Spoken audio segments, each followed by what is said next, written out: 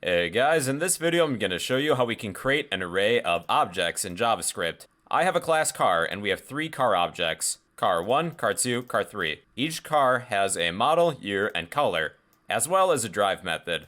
Let's come up with a descriptive name of this array. What about cars? Then with creating arrays you use a pair of straight brackets. What would we like to add to this array's elements? Well, the names of our objects, car 1, car 2, and car 3. Let me show you what happens when we display one of these elements. Console.log, type the name of the array, followed by an element number. The first element has an index of 0, because computers always start with 0, and we have our car object. But if you need one of these properties or methods, you would follow the array name and the index number, dot, and then a property or method.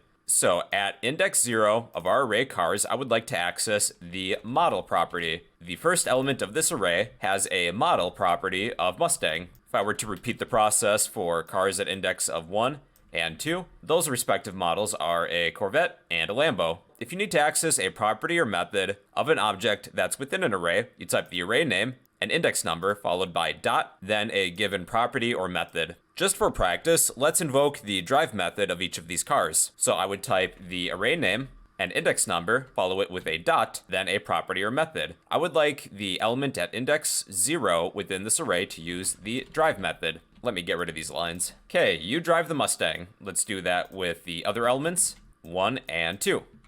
You drive the Mustang, you drive the Corvette, you drive the Lambo. Just as a challenge, let's create a function that will loop over the elements of this array and invoke the drive method of each element. We're going to have a race. We need a function to start our race and have every car use its drive method. So I will create a function. Let's name this startRace.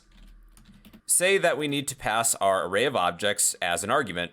We'll need a matching set of parameters. I will name this parameter cars, and I would need to loop through all of the elements within this array. I can use a for of loop for that. Let's say const car of cars. Car is the current element. I need each car to use its drive method. Then we need to invoke this function, startRace. Then we can pass in our array of objects, cars. You drive the Mustang, you drive the Corvette, you drive the Lambo. Hey, let's add another car. Car 4 is a Ferrari. The year is 2025. The color is white. So let's add this object to our array, car 4. Now we have 4 cars in our race. You drive the Ferrari. So yeah, that's an example of an array of objects.